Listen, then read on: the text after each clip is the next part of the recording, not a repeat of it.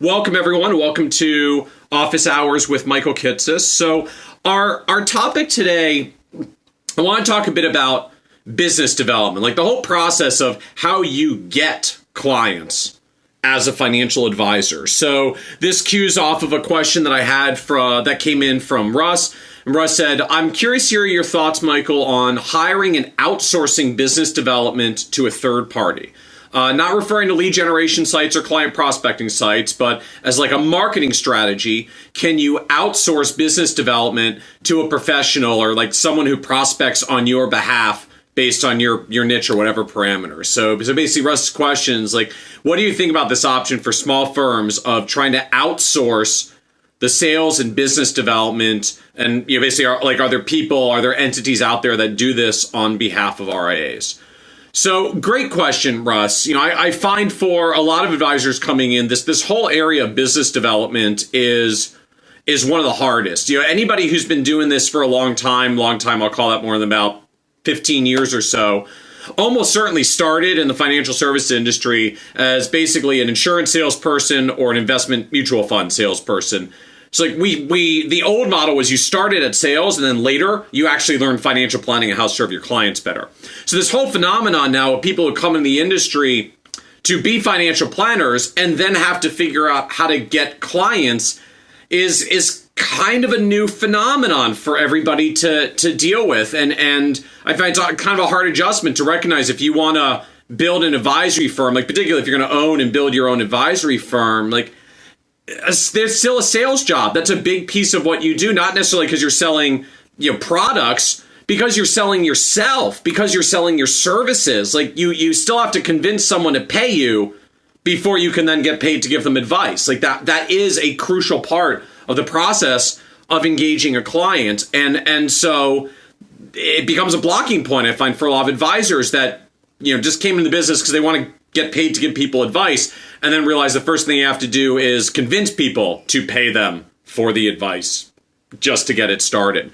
So can you outsource this to third parties? So my answer is kind of yes, sort of. Not probably quite in the way that you framed it here, but there are a couple of options or way that advisors do this. So I wanted to kind of walk through some of the options. So number one is you can actually look at some of the third-party websites out there that are effectively, I call lead generation sites. So you've got platforms where you pay to be on, like Paladin Registry. You've got like membership associations and networking groups that do this. So NAPA, Garrett Planning Network, XY Planning Network, where you got to pay to be a member, but one of the member benefits is that they have a consumer section that drives leads to them.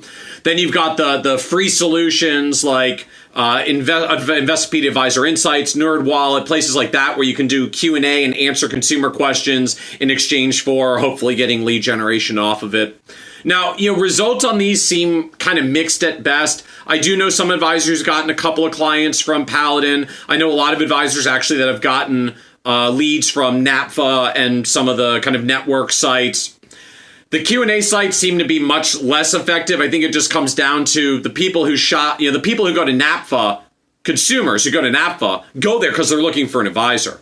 Consumers who land on a place like Investopedia Advisor Insights or NerdWallet, they're there because they typed a question into Google. Like by definition, they're people who ask their questions of Google, not ask the questions of advisors. So I think that's kind of the fundamental reason why you just don't see the kind of lead generation follow through from those sites, even though some of them have huge audiences. And for those of you who follow Office Hours, I kind of ranted about this a few weeks ago of be very cautious about spending your time on like doing third-party Q&A sites.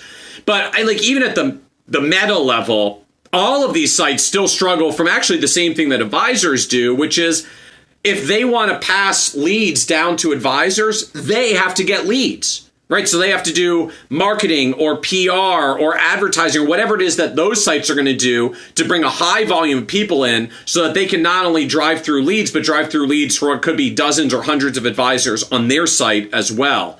And it becomes a same blocking point for them. I think it's one of the reasons why you don't really see any huge, massive sites that are just like, hey, sign up for a profile here and you'll get zillions of leads. Because everybody struggles with this phenomenon of how do you actually get consumers to want to engage an advisor particularly when we're a low trust industry, right? You look up the consumer trust surveys. I think we're like right between car salesmen and Congress at like the very bottom of the scale. So it's a hard business for anybody, any site, any platform to drive a lot of activity and to really gain traction. Now, other options that are out there. So, your question kind of framed up, can you outsource this to a business development person? It's tough. And the challenge for this, sort of the most basic level, is if you found someone who is that good at getting financial planning clients, they would probably own their own financial planning firm because they can get clients to bring them in. And that's the blocking point for most firms. Or at worst, if they're that good at sales and business development, they'd probably be employed in some advisory firm doing sales and business development. They wouldn't necessarily be looking to do, one-off relationships with small RIAs. So like that becomes I think the biggest challenge for this and this kind of model where I'm trying to get a person who's good at business development and just pay them on the margin. The people who are best at that, like, no offense for us to be candid, they're going to have better opportunities, either to make their own firm or to work as a professional business development firm in another firm. If you want to hire one of those people full time, I think that's an option. And we're actually seeing that increasingly in large firms. But obviously, that's not an option for a lot of us in the small solo practitioner environment. We can't afford to hire someone in order to do that. We pay so much money up front just to give them the bonuses and the compensation incentives. We run out of money paying them their bonuses before we made it back later in stable clients. Now, I do think there are a couple of other options that fit into this context that are worth recognizing. The first is, if you can find someone who's good at business development, it may be hard to outsource your business development to them, but it may be a nice option to make them your partner in the business. Actually partner with them, work with them. When I look out there at the advisory firms that have been successful, a lot of the ones that are pretty big today, and you kind of go back to their roots, in many of those cases, they were successful because they were the combination of one partner who was really good at business development and one partner who was really good at running and executing a business and delivering on the financial planning. Sometimes there was a third partner who was really good at the investment stuff if they were doing investment management. So that blend is actually a really powerful opportunity. What it means, simply put, is if you partner with someone who's good at business development, when you're good at the other stuff, the combination of what the two of you can build together is bigger than what either of you can do alone. So you're not giving away half your business to someone else. You're building something with a partner that's bigger than what either of you can do individually. I can see the hearts coming through, tapping on Periscope here. That seems to be resonating with some of you. Just recognize that challenge, that partnership is a really powerful opportunity for you to do what you do well, which maybe isn't the business development, for them to do what they do well. They may be great at business development and, not necessarily such a great financial planner or manager or person who operates the business. That's your opportunity to work together. So I would, if you even find that person that's great at business development, my first thought would be, could this person actually be a partner with you instead? Now, a question came in as well that I want to answer here. So what do I think of business development coaching programs like Oxley Institute and folks like that? I think it's a huge plus. In a world where most of us are not trained how to do business development, the reality in our industry, like all the quote good training programs that just train sales and business development were in wirehouses and captive insurance agencies, and many of them have just steadily wound down over the past 10 or 20 years because unfortunately they learned the hard way what happens. You train a good business development person and then they go and break away and do their own independent thing, so the firms kind of dial back on their training. So the independent folks have now started to crop up. So you've got everything from a couple of good books out there. Bev Flaxington did a good one recently on just kind of sales training for financial advisors. I hear good things about Oxley Institute. I hear good things about John Bowen's CEG program.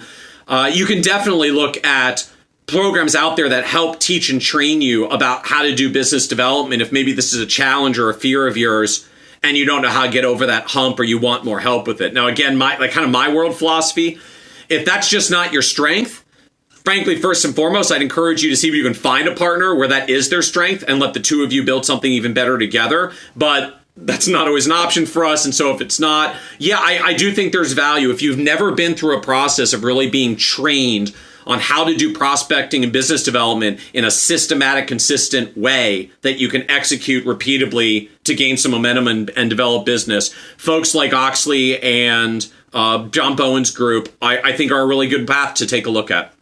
Now, other options out there that I would think about as well. The next one that we see increasingly in the industry is what are called tuck-ins. And a tuck-in firm is basically when you, as maybe a smaller or solo independent advisor, decide to tuck your firm into a larger one that has a bigger platform and frankly that has some of its own process around sales and business development. So maybe you don't quite need to beat the streets of prospecting so hard. So firms like Edelman Financial Services fit this framework, United Capital, even for our own firm, Pinnacle Advisory Group, we've tucked in a couple of advisory firms over the years where they just wanted access to more infrastructure and resources so that they could just focus on servicing their clients and not have to deal with some of the other challenges of the business. I've been in the camp for a long time that I think this is kind of the future of where the industry is going to be going. Not that every small solo advisor is going to go away. And I know some people who have fantastic, amazing lifestyle practices, making extraordinary money working solo. So I'm not trying to preach the death of the solo practitioner here at all. But it's just a lot of stuff that goes into being your own independent business owner. And for a lot of us, it's just not a great fit. We spend so much time trying to be business owners and prospectors that we never get around to the part that we like, which is serving clients and giving them financial planning advice. So if that's the blocking point that you're feeling right now, maybe you should be looking at a larger firm where you could tuck in or affiliate under their platform. And this gets done lots of ways. Some of them are mergers and acquisitions, some of them are hires, some of them are partnership deals. So there's lots of different ways that can happen, but consider whether you need to look at that. Now, the closest thing that probably does fit Russ's question about outsourcing your business development is the role of having a solicitor. And this is a path that's available for RIAs where you can actually craft an agreement with the third party who will operate as your RIA solicitor. They will solicit the public to do business with you as a financial advisor. And if they're appropriately registered and disclosed as a solicitor, you can pay them. You can pay them business development dollars. You can pay them revenue sharing dollars. You can give them a bonus. It's actually a relatively common practice out there. Now, the dynamics of that vary a little by state and how each state treats its solicitors. For many of them, if the firm's going to be a solicitor, they actually have to become an investment advisor, either set up their own RIA or become an IAR of your RIA. They'll have to go take their Series 65 in order to do it legally. Some types of businesses aren't even permitted to do this. In many states, law firms can't do this because it's viewed as a conflict of interest as the lawyer to be getting compensation for referring clients to a particular advisor. CPA firms are a little more flexible about this. So I find in practice, this seems to be a deal that gets done with CPAs more than attorneys. But you can go out and actually form solicitor relationships. You know, they go through their client base. Hey, Mr. Accounting firm, you've got 500 tax and accounting clients. If you refer the qualified ones to me to do investment management business and financial planning, I will pay you a revenue share. Maybe it's 10% of revenue or 30% of revenue. I'll pay you for 1 year. I'll pay you for 5 years. The deals vary a lot about exactly what they look like. But you can actually go through the process of getting them set up as a solicitor, disclosing your ADV, getting them through the 65, getting them appropriately registered, and then actually paying them to solicit clients. Now, the biggest irony of this path to me is if you're really good at building relationships with third-party professionals to make them be your solicitor, you are probably actually good enough at forming third-party relationships that you could actually just do cross-referrals with them and take your clients who need accounting services and send to the accounting firm, and the accounting firm will send you some clients who need financial planning services, and then you might not actually have to pay for the business development at all. It's just a good strategic partnership. And I know some folks like Bowen's group, I think, spend a lot of time talking about just how to make effective strategic partnerships with centers of influence. Maybe you'll pay them, but maybe you really don't have to pay them if you actually just do a good job of forming those relationships in the first place. But be aware, solicitor agreement is at least an option. It's probably the closest to what you've been talking about here. And I guess you could even do that with a standalone just salesperson.